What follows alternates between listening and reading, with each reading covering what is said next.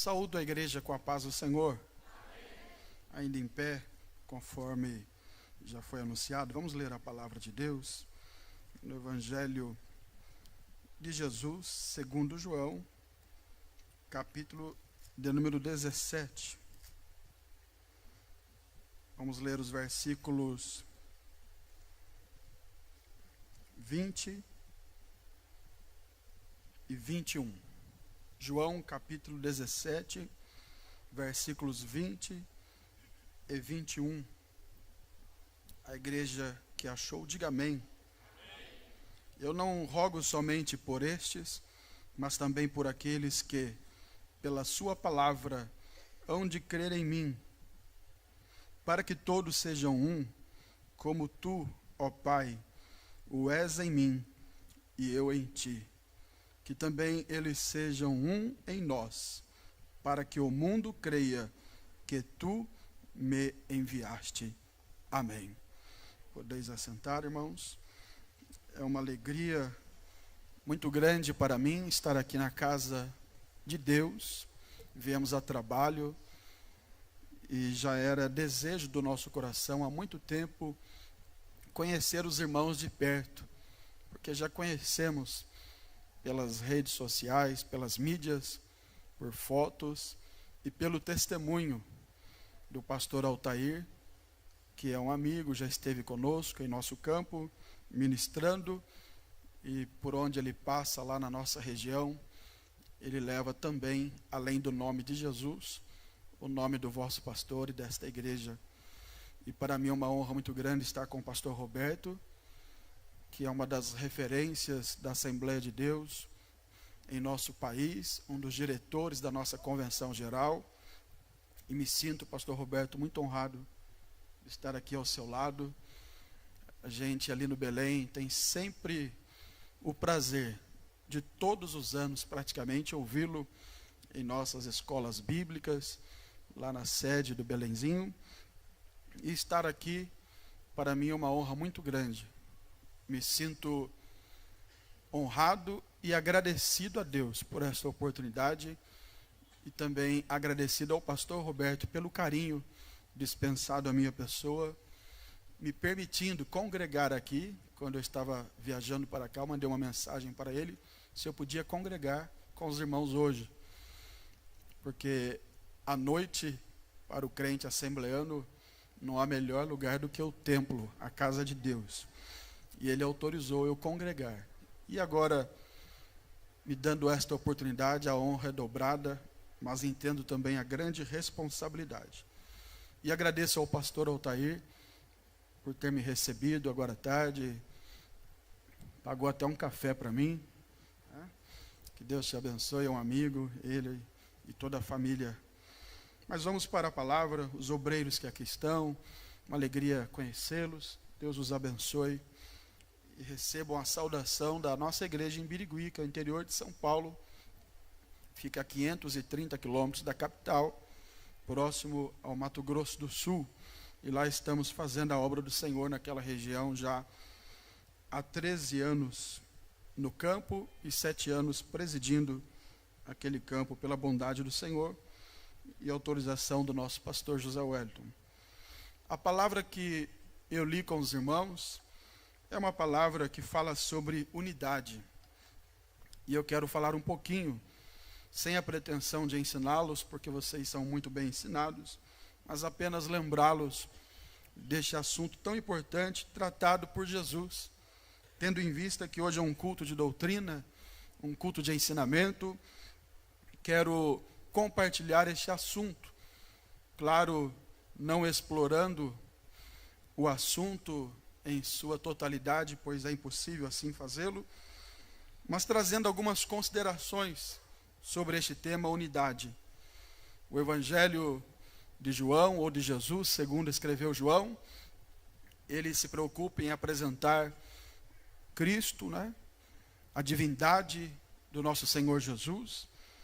Ele relata alguns milagres, 7 milagres que o Senhor Jesus realizou, e ele dá detalhes, talvez maiores detalhes do que os demais evangelistas, em relação às últimas palavras que Jesus disse aos seus discípulos antes de enfrentar a prisão, o julgamento, a condenação e a cruz, a pena capital, por nós. Ele morreu na cruz por todos nós para nos salvar.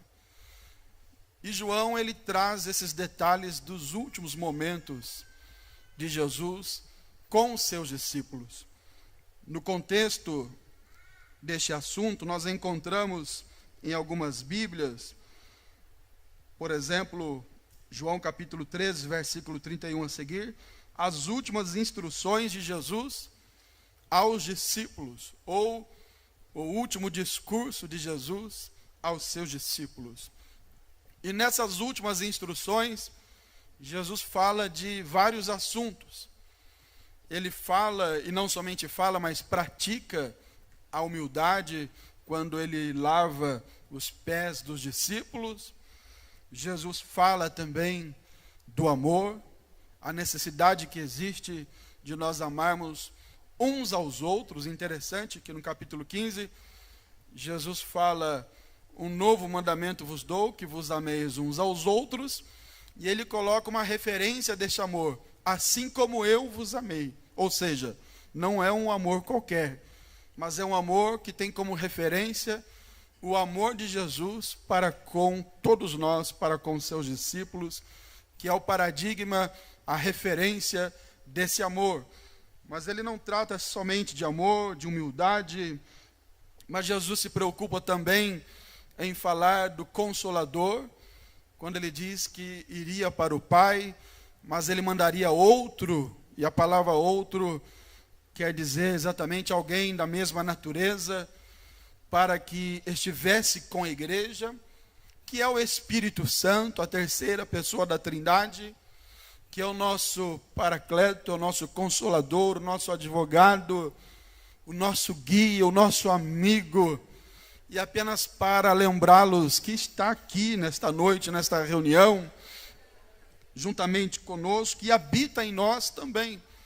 Mas Jesus fala também sobre o céu.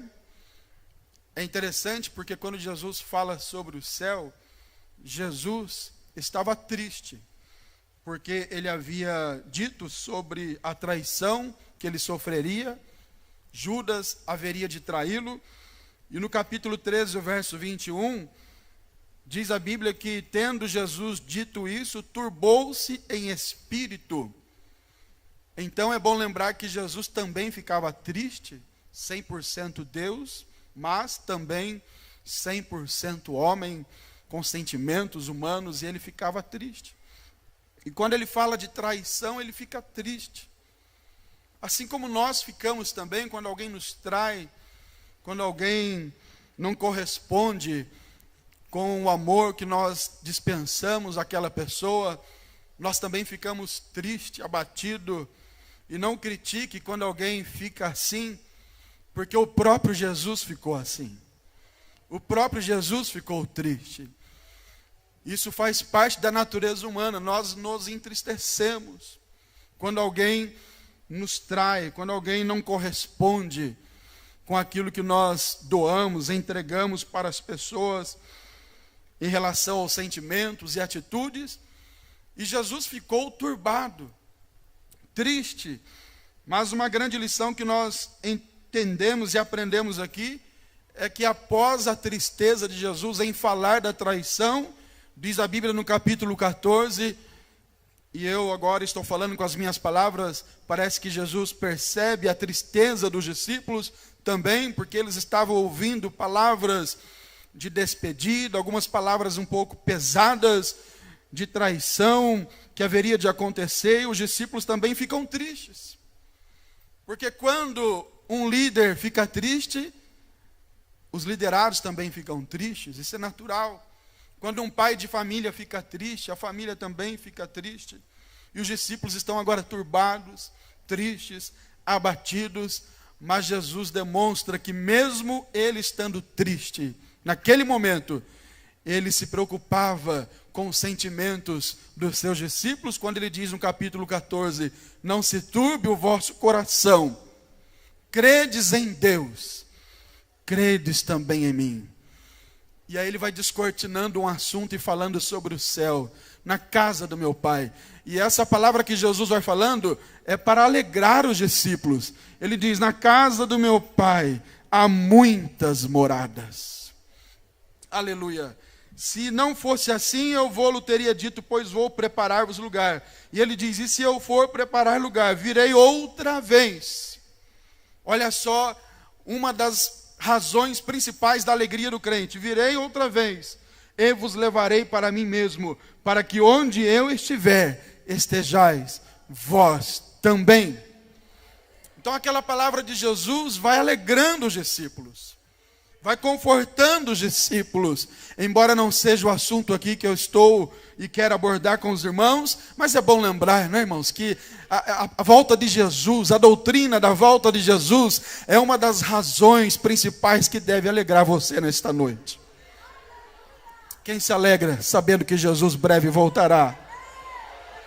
Quem se alegra sabendo que lá no céu tem uma casa preparada, que o Senhor foi e preparou para mim, para você? Aleluia! Nós não podemos deixar de falar dessa doutrina maravilhosa que a Assembleia de Deus continua pregando. Graças a Deus, breve Jesus voltará e há uma casa para cada crente lá, viu? Glória a Jesus. Eu tenho uma lá, você tem também? Dê um glória a Jesus aí.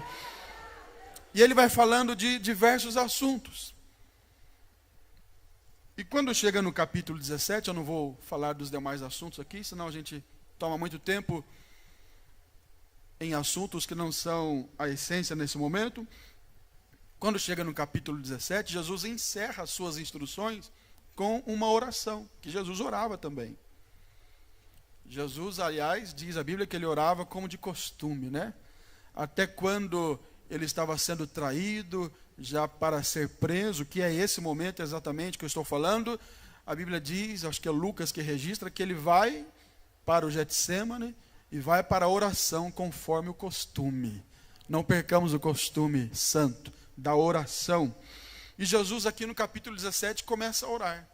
Veja que ele está terminando um trabalho, ele está terminando um estudo bíblico, porque Jesus estava dando um estudo bíblico com vários temas para os seus discípulos, e ele termina esse estudo orando. Olha o que diz o capítulo 17, versículo 1. Jesus falou essas coisas e, levantando os olhos ao céu, disse. Aí ele começa a orar. Pai, é chegada a hora. E nessa oração, ele ora primeiro por si mesmo. Glorifica o teu filho. Ele está reivindicando aquela glória que lá em Filipenses capítulo 2, na doutrina do esvaziamento, ele abriu mão dela e se fez homem, se fez servo, justamente para salvar a minha, a sua alma. Glória seja dada ao nome do Senhor. E agora ele está dizendo, Pai, é chegada a hora, glorifica teu filho, para que também o teu filho te glorifique a ti. Então primeiro ele ora por ele. Depois, a partir do versículo 9 do capítulo 17, ele começa a orar pelos seus discípulos ali. E ele diz, eu rogo por eles, não rogo pelo mundo, mas por aqueles que me deste, porque são teus. E ele vai orando pelos seus discípulos que estavam caminhando com ele já há alguns anos. E ele vai pedindo algumas coisas para eles, ao Pai. E dentre elas ele pede, por exemplo, a alegria. Ele diz no versículo 13, mas agora vou para ti e digo isto no mundo, para que tenham a minha alegria. Veja que ele está usando o pronome possessivo, para que eles tenham a minha alegria, porque existe uma alegria que não é de Jesus, é passageira, é momentânea, ela é frágil. Qualquer coisinha, qualquer circunstância ruim já destrói essa alegria, mas a alegria que Jesus está pedindo aos seus discípulos, ela é perene, ela é eterna. Aleluia. Às vezes estamos enfermos, com problemas na família, decepcionados, frustrados, mas quando chegamos ao culto como este, nós somos renovados, porque a alegria que o Senhor nos dá, ela não é passageira. E ele pede aos seus discípulos alegria. Ele pede o que mais aos seus discípulos? Versículo 15: não peço que os tire do mundo, mas que os livre do mal. Olha Jesus orando para que eles sejam livres do mal que há no mundo. Ele ora também para que eles sejam santificados, santifica-os na verdade. E aqui eu pego um gancho na palavra do pastor que ele disse agora há pouco, santifica-os na verdade. E ele diz, a tua palavra é a verdade. O que santifica o crente não é hino, não é louvorzão, mas é a santa e poderosa palavra de Deus. Quem trouxe a palavra hoje? Levante ela aí. Dê um glória ao nome do Senhor por causa dessa palavra que limpa. Jesus até falou, né? Vós estáis limpos pela palavra que eu vos tenho falado. E é interessante que ele ora por si, ele ora pelos discípulos que estavam ali com ele naquele momento. Mas, irmãos, olha que coisa linda. Jesus ora naquele momento por mim. E por vocês que estão aqui, por todos nós. Porque na mesma oração, ele diz assim no versículo 20, onde eu li com os irmãos. E não rogo somente por estes. Olha o que ele está dizendo. Pai, eu não estou pedindo, rogando só por estes. Ou seja, aqueles que estão próximos. Aqueles que estavam ao seu lado. Não rogo somente por estes. Mas também por aqueles que, agora ele está falando do futuro. Pela sua palavra. Olha o verbo no futuro. Hão de crer em mim. Ou seja, eu vou falar algo aqui que vai alegrar o seu coração, eu creio. Há 2000 anos atrás, Jesus orou por você. Não faz bem para nós quando o pastor diz assim, estou orando por ti, meu irmão. Quando uma irmã do círculo de oração diz, estou orando por você, pela sua família, a gente não fica feliz? Sim ou não? Agora, escute o que eu vou te dizer. Jesus estava naquele dia orando por você. Isso alegra o seu coração? Isso é motivo para você dar um glória ao nome dele, porque Jesus orou por nós. Este texto parece tão corriqueiro e tão conhecido, tão simples, mas se a gente parar e analisar, pastor Altair, é um privilégio muito grande, né? Jesus ter orado por nós, por mim, por você, por cada um de nós aqui. Agora, ele orou para quê? O que ele queria, o que ele pediu ao Senhor? Ele não pediu que sejamos ricos. E eu pergunto aos irmãos, ele poderia ter orado assim? Poderia. Pai, eu oro por aqueles que pela sua palavra hão de crer em mim, para que eles sejam ricos. Poderia ter orado assim. Eu oro para que eles sejam bons pregadores. Poderia ter orado assim. Eu oro para que eles sejam bons cantores. Também poderia ter orado assim. Mas olha o pedido que Jesus faz, irmãos. Jesus diz assim, eu oro, verso 21, para que todos, diga comigo, todos, não tem exceção, todos sejam o quê? Sejam um. Ou seja, Jesus ora para que haja em nós, na igreja, na sua igreja, em nosso meio, uma bênção chamada bênção da unidade. Vou repetir, Jesus ora para que nós recebamos a bênção da unidade. Para que a gente consiga caminhar junto. Para que a gente consiga servir a Deus unidos. Aleluia. Para que os jovens estejam unidos com a irmã do círculo de oração, para que os obreiros estejam unidos com a igreja, para que os discipulados estejam unidos com aqueles que já são crentes mais antigos, para que o rico esteja unido com o pobre, para que o doutor esteja unido com o indouto, para que aquele que tem muito conhecimento teológico esteja unido com aquele que tem um conhecimento raso, para que não haja entre nós o quê? Facções, diferenças. Essa é a oração que Jesus faz para que sejamos unidos. E o que é unidade? Permita-me usar aqui um pouquinho do esboço que está no meu celular. O que é unidade? Basicamente, é a qualidade daquilo que é uno, indivisível. Ou seja, no meio da igreja não pode haver divisão, que é considerado de forma individual e não plural. O conceito de unidade oferece-nos também a ideia de uma ação coletiva, orientada para um mesmo fim, um mesmo objetivo. Ou seja, uma ação coletiva, várias pessoas, porém com o mesmo objetivo. E no nosso caso aqui é pregar o Evangelho, é anunciar que Jesus Cristo salva, cura, batiza com o Espírito Santo e breve voltará para buscar a sua igreja. Alguns exemplos de unidade. O casal, né? Serão ambos uma só carne. Casal, o casamento é um exemplo de unidade. Um outro exemplo de unidade, coisas simples, né, do dia a dia, uma companhia militar, a gente vê às vezes todos iguaizinhos, né, com o mesmo objetivo, uma ordem unida, embora não estou falando aqui no sentido teológico, mas no sentido humano, das coisas da vida. Há algumas situações, algumas instituições que nos ensinam, pelo menos razoavelmente, o que é unidade. São várias pessoas com o mesmo objetivo.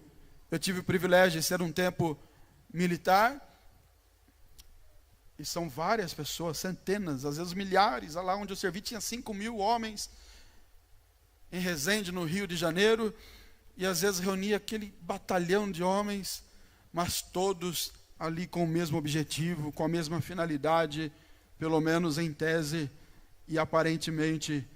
Então, exemplos de unidade: o casal, uma companhia militar e a igreja. A igreja, para nós, é um dos maiores exemplos de unidade. Algumas referências marcantes que ainda são exemplos de unidade: a Trindade. Segundo o credo atanasiano, o conceito de Trindade é: adoramos um Deus. Amém, irmãos? Em Trindade. E Trindade em unidade. Sem confundir as pessoas, ou seja, sem confundir o Pai, o Filho, o Espírito Santo, e sem separar as substâncias. É um exemplo de unidade. 3 pessoas distintas, mas uma divindade. Outro exemplo de unidade: corpo humano. A mão é diferente do pé. O pé é diferente da cabeça. Mas são unidos. Você já viu um corpo chegar aqui e dizer: olha, hoje eu deixei a cabeça em casa. Hã? Hoje eu deixei o braço em casa, estava muita dor no braço, deixei lá. Anda junto. Às vezes com dor, né? Às vezes enfermo, mas está andando junto, porque é unidade. E eu trouxe para os irmãos aqui também, já disse, não com a pretensão de ensiná-los, mas relembrá-los algumas coisas importantes. O que não é unidade? Porque uma das formas da gente aprender sobre determinado assunto é aprender o que ele não é. O que não é unidade? Não é uniformidade. Ou seja, está todo mundo igualzinho. Congresso das Irmãs, aquele uniforme, né? Congresso dos Jovens, aquele uniforme. Isso não é unidade, é uniformidade, mesma forma. O que não é unidade também, não é perder a identidade. Cada um de nós tem uma identidade, uma característica, algo peculiar. Ou seja, unidade não é pensar exatamente igual ao outro, ou agir exatamente igual ao outro. Um exemplo bem prático: alguns pregam mais acelerados, outros mais calmos. Uns gritam mais, outros menos. São pessoas diferentes, características diferentes. às vezes na forma de pregar, de cantar, de ministrar, de ensinar, de dirigir, presidir, de reger. São pessoas diferentes, características diferentes. Porém, quando a gente se reúne aqui, não importa se você é diferente do seu irmão na forma, às vezes até de adorar. Alguns irmãos adoram mais quietinhos, e você não pode criticá-los por isso. Alguns pelo temperamento, né? O glória a Deus dele é mais baixinho, é mais discreto. Outros já mais barulhento, de vez em quando marcha no templo. E não podemos criticar as pessoas pelas suas diferenças. Somos diferentes, amém, irmãos? Mas estamos unidos pelo mesmo propósito. Aleluia. Quem está unido no mesmo propósito aqui quer trabalhar para Jesus, fazer a obra de Deus. Então não é perder a identidade. Cada pessoa tem a sua forma de ser, no contexto da igreja, no contexto da vida de forma geral. Unidade também não é uma união baseada em interesses particulares. Porque às vezes alguns dizem para a gente, pastor Roberto, com todo respeito, citar aqui o seu nome, alguns dizem, estou aí há 20 anos dirigindo igreja, e aos poucos pegando experiência, e acompanhando meu pai desde que nasci, ele já era pastor, e alguns dizem, olha, estou contigo, estamos juntos, não é? Hoje em dia o hashtag estamos juntos, né? Mas às vezes esse estamos juntos aí, é quando vai chegando perto do dia de consagrar o obreiro. Eu passei por essa experiência algumas vezes já. Não sei se o senhor já passou, mas passei por essa experiência. Lá no campo, certa ocasião, aí chegou um rapaz de fora, e muito animado, trabalhador, e a gente estava reformando o templo, ele foi lá pintar, ajudar a pintar, pastor, estamos juntos, e tal, aquele ânimo, e a gente que nasceu na igreja, Assembleia de Deus, né? A gente já está acostumado a ver algumas coisinhas, e a gente vai observando assim, né? Estamos juntos. Mas faltava 2 meses para a consagração. Mas o Espírito Santo falou no meu coração, não é agora não. Ele era diácono, me parece. E eu fiquei sabendo que ele queria, né, algum cargo. Ainda não é agora, espera um pouquinho. Né? Passou a consagração, irmãos, o tamo junto acabou. Sumiu. Né? Alguém lá ofereceu um cargo para ele de pastor numa igreja lá, ele foi para lá e o tamo junto acabou. Isso não é unidade. Isso é união baseada em interesses particulares. Hã? Pode tirar o microfone? Dá licença. Isso é união baseada em interesses particulares. É dizer, estamos juntos, mas pensando em ganhar alguma coisa lá na frente. Mas unidade, segundo a Bíblia, é estar junto mesmo. Está sorrindo? Você sorri junto. A bênção está grande na igreja, o relatório está bom, Jesus está salvando, está batizando com o Espírito Santo, você está junto, mas vem a crise, vem a dificuldade, vem as lutas, você continua junto. Aleluia! Quantos estão compreendendo a palavra do Senhor? É como o casamento, né? O que se fala lá diante do pastor, diante do altar, prometo ser fiel. Só na alegria? Na alegria e na tristeza. Só na bonança? Na bonança e na necessidade. Só quando está são? Não. Na enfermidade também. Em qualquer circunstância. É preciso que haja essa fidelidade, essa unidade. E na igreja não é diferente, meus irmãos. Eu sou um menino aqui, mas o pastor bondosamente me deu a oportunidade, e hoje é o culto de doutrina, e nós vamos relembrar isso. Precisamos estar juntos, em qualquer situação. Aleluia. Não sei se é costume dos irmãos aqui, se não for, me repreenda, pastor, mas se você puder, aperte a mão do seu irmão e diga, estamos juntos. Estamos unidos. Somos diferentes, sim. Temos diferença, sim. Pensamos diferente, sim, aliás, é necessário que haja diferença, porque é na multidão de conselhos que se encontra a segurança. Porém, quando é para nos proteger, a gente se une e a gente diz: aqui não, irmão, aqui é a minha família, aqui é a minha igreja, aqui é o meu povo, nós estamos unidos. Aleluia. Às vezes você tem alguém na sua casa, ou na minha casa, ou na nossa família, que dá um pouquinho de trabalho, e você até chama atenção, fica bravo com ele, mas você aceita as pessoas de fora falar mal dele? Hein, pastores?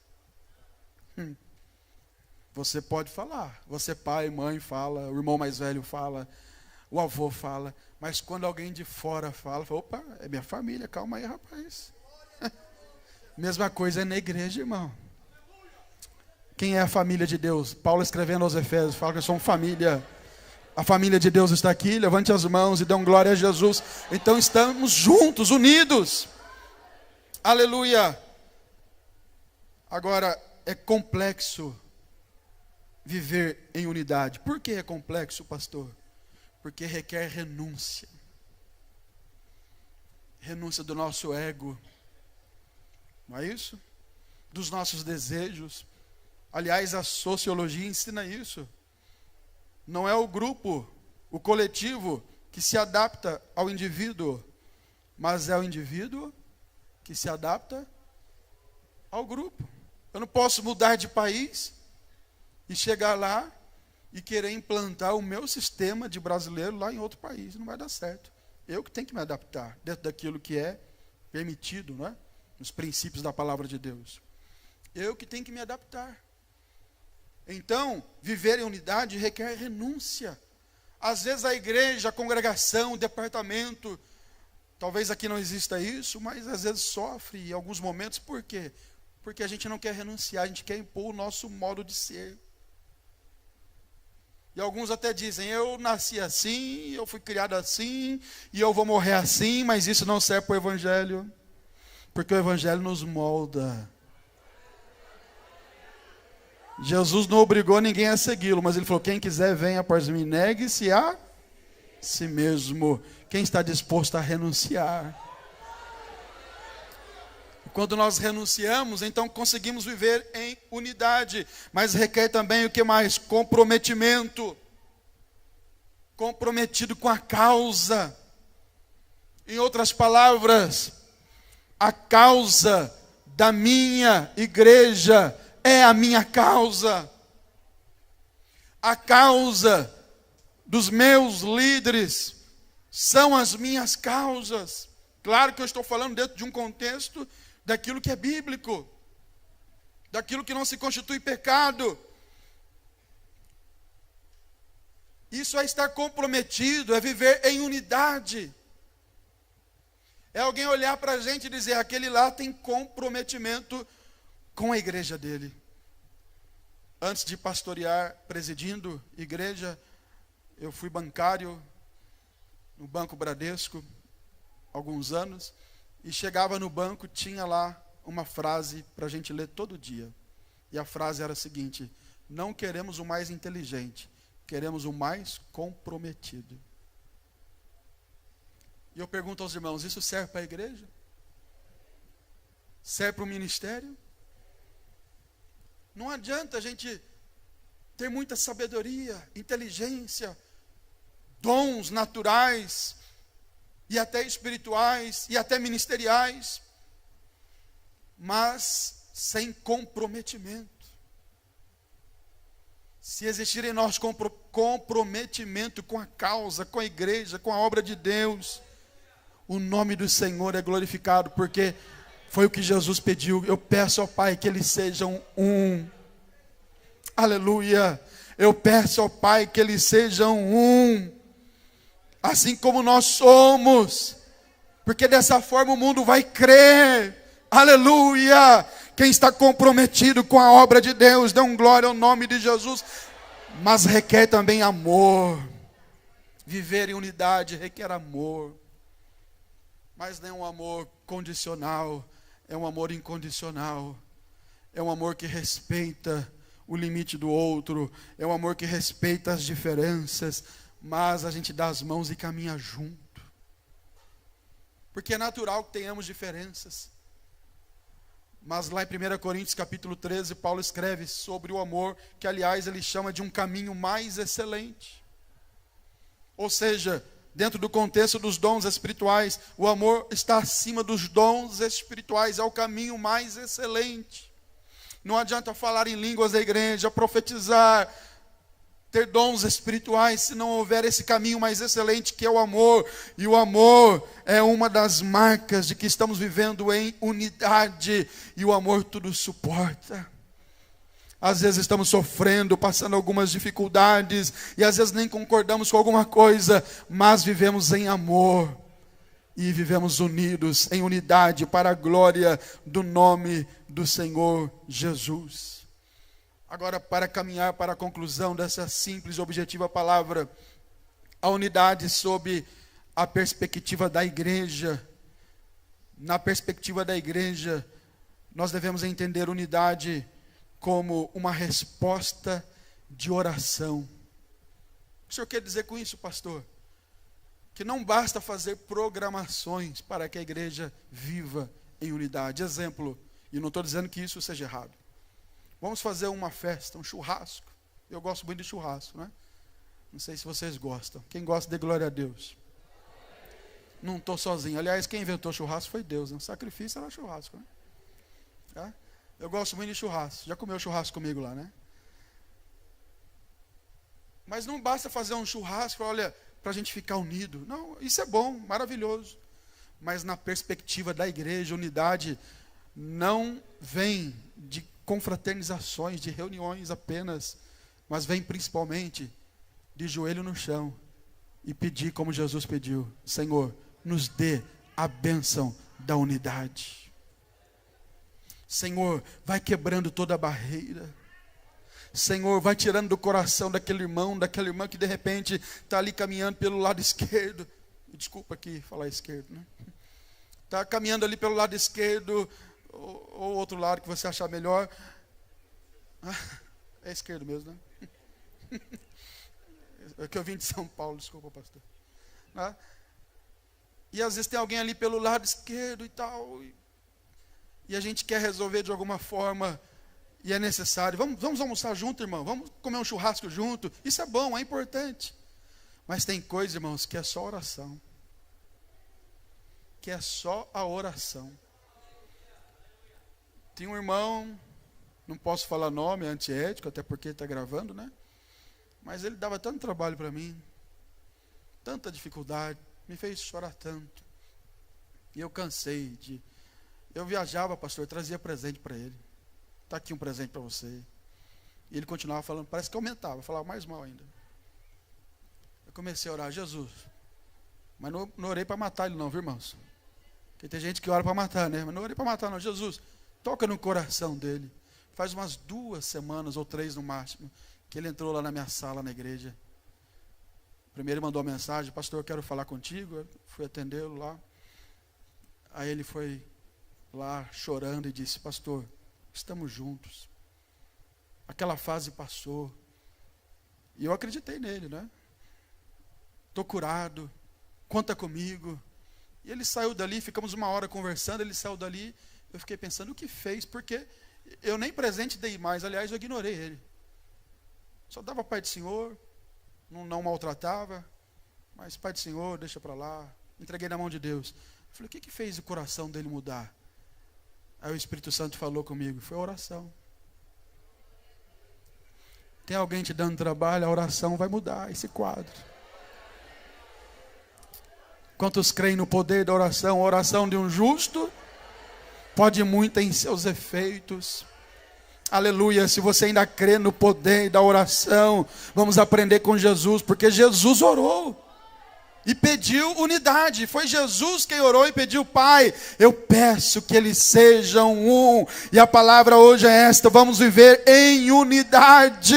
E o poder da oração pode promover esta bênção em nossas vidas. Quem acredita, adore e exalte ao nome do Senhor. Aleluia. Bendito seja o nome do Senhor. Há alguns fatores que se opõem à unidade. Por exemplo, quando não há humildade, para que haja unidade, é preciso que haja também humildade. Para que haja unidade, é preciso que haja também mansidão. Em termos gerais, fruto do Espírito. Porque a gente gosta muito do poder, não é? E, claro, somos pentecostais, é importantíssimo o poder de Deus na vida da igreja, essa manifestação, não é? Pentecostal, que nós assembleanos gostamos muito e devemos preservar isso, porque é maravilhoso, mas o fruto do Espírito, irmãos, não adianta falar em línguas estranhas, bonito, e não conseguir viver em humildade, em mansidão, não conseguir compreender as pessoas. Tudo isso é para que haja unidade. Viver às vezes com partidarismo. Lembra da igreja de Corinto? Primeira carta, tinha lá quantos grupos? Um era de Paulo, o outro era de Cefas, o outro era de Apolo, e tinha mais um grupo. De Cristo, 4, e mais um. Quem lembra? De Pedro já falei, né? Cefas. Mas tinha o grupo da família de Cloé, que foi quem entregou os outros. Porque Paulo ficou sabendo do problema por causa daquela família que entregou os outros. Então tinha 5 grupos lá pelo menos. Não pode existir grupinhos. Aí Paulo vai escrevendo a carta e combatendo isso. E chamando aqueles irmãos de carnais, de meninos. Competições. Há lugares, e falo isso com liberdade, porque conheço o vosso pastor e sei da seriedade dele e dessa igreja. Mas há lugares, e grandes eventos, grandes congressos, que o nome de Jesus parece que não é mais glorificado, é competição, quem prega mais. Não é isso? Quem vai ter mais curtidas no Facebook? Qual mensagem que vai ser mais ovacionada? Há grandes eventos no Brasil, e até fora dele, que são verdadeiras competições de cantores, pregadores, grupos, facções. Vimos aí recentemente até 2 conhecidos do meio evangélico brigando lá na Câmara, né? Não sei se pode falar, nome não pode, né? Mas 2 famosos aí brigando. O que o mundo vai dizer de nós? A igreja de Corinto falava em línguas, profetizava, tinha todos os dons, mas brigava. Mas tinha partido, facções, competições. Aí Paulo vai dizendo, olha, nós não somos nada, quem sou eu, quem são vocês? É Ele. Quem veio adorar Ele, levante as mãos e dê um glória ao nome dEle. É um que planta, é o outro que cuida, que rega, mas Paulo vai dizer, quem dá o crescimento não é o pregador que se destaca no campo, não é o cantor que se destaca no campo, mas quem dá o crescimento é Ele. Então a Ele toda a honra, toda a glória, louvor e adoração para sempre. Aleluia. Agora para finalizar, quem me dá mais 5 minutinhos, levanta a mão. 5, 10, 15, 20, 25, 30. Dá tempo. Olha só o que acontece. Resultados da unidade. Quem quer viver ou continuar vivendo em unidade? Diga amém. Quando a igreja está em unidade, o que acontece? O ambiente da igreja se torna um ambiente agradável. Porque às vezes pode acontecer comigo e com você, de um ambiente da igreja se tornar desagradável porque eu não posso sentar do lado do Altair, por exemplo. Porque eu estou brigado com ele. Fica um ambiente desagradável. A gente já vem para o culto pensando, será que fulano vai estar lá? E se tiver, eu vou sentar do outro lado. E eu estou falando aquilo que pode acontecer comigo, não estou falando dos irmãos. E às vezes acontece, porque nós somos carnais, em alguns momentos. Às vezes a natureza humana fala mais alto do que o próprio Espírito Santo que está na nossa vida, a gente deixa fluir e sair de nós o egoísmo, ressentimentos, rancores. Mas quando estamos em unidade, o ambiente é agradável, porque a gente pode olhar aqui para os irmãos e cumprimentar a todos, e dar a paz do Senhor para todos. Aleluia! Será que isso ainda é possível no nosso meio? Tem um corinho que diz: como é precioso, irmão, estar bem junto a ti. Com muito respeito, diga para o teu irmão: é muito precioso estar junto com o Senhor, pastor. Aleluia. Você pode glorificar o nome do Senhor, o ambiente é agradável. Aleluia. Aí o Espírito Santo olha e vê que está todo mundo em unidade. Aí vem a bênção, vem o batismo com o Espírito Santo, vem a cura divina, vem o milagre. Se torna um ambiente de respeito. Alguém passa em frente ao templo e diz: essa igreja, esse povo é unido. Esse povo é unido. É um ambiente de respeito. A sociedade passa a nos respeitar mais. É um ambiente de submissão. Não é obediência cega, não. É submissão. Porque hoje tem um grupo de evangélicos que já não considera mais pastor. Pastor, para que pastor? Ah? E ensina aí pela internet, principalmente, você não precisa de pastor. É claro que nós não precisamos de um intermediário quanto à salvação. Jesus rasgou o véu, é o sangue de Cristo que nos salva. Não precisamos daquela velha prática do Velho Testamento, daqueles rituais. Tudo aquilo foi abolido, foi substituído. Hoje o caminho está aberto para o céu, mas no que se refere à igreja, à organização da igreja como instituição, é preciso que haja sim um ambiente de submissão. Exemplo, no Novo Testamento, carta de Paulo a Tito. Paulo diz para Tito: por esta causa te deixei em Creta. Ou seja, eu te deixei em Creta. Você não foi sozinho, não. Eu te impulsei aí. E ele diz: para que coloques em ordem as coisas que ainda restam. Submissão. E depois ele fala: e vai estabelecendo presbíteros. Submissão. Uma cadeia de hierarquia. Submissão. Quando há unidade, há um ambiente de bênçãos. As bênçãos celestiais começam a fluir no meio da igreja. Quando há unidade, o ambiente é atrativo. As pessoas dizem: eu vou lá naquela igreja, porque aquele povo é diferente, aquele povo é unido. Porque nós somos diferentes, irmãos. O mundo é egoísta. O mundo, a lei do mundo é esta: é passar a perna no outro. Não é isso?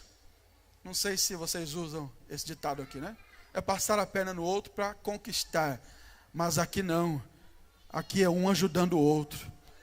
Aqui é o que Paulo diz: considere o outro. Cada um considere o outro superior a si mesmo. Se torna um ambiente de credibilidade. Um ambiente de oração, de louvor, de pregação da palavra. E por último, um ambiente de salvação de almas. E crescimento espiritual e quantitativo para a glória do nome do nosso Senhor Jesus Cristo. E eu termino dizendo e lendo para os irmãos o salmo tão conhecido, que é o 133. Diga comigo, quão bom e quão suave é que os irmãos, e eu paro um pouquinho aqui, ainda somos irmãos? Onde estão os irmãos aqui? Que os irmãos vivam em união. É como óleo precioso sobre a cabeça, que desce sobre a barba de Arão, e que desce a orla das suas vestes, como orvalho do Hermon, que desce sobre os montes de Sião, porque ali o Senhor ordena a bênção e a vida para sempre. Era um dos salmos cantados quando o povo ia para a casa de Deus adorar a Deus. Continuemos em unidade. Levante uma das suas mãos comigo e diga: vamos viver em unidade. Diga: eu quero viver em unidade. Nós vamos viver em unidade. E a oração de Jesus é esta: Pai, Eu peço por eles, pela Maria, pelo Antônio, pelo Emanuel, pelo José. Eu peço por eles, para que eles sejam um. Assim como eu e tu. Assim como eu e nós. Em nome de Jesus. Eu agradeço a oportunidade. Que Deus os abençoe. Amém.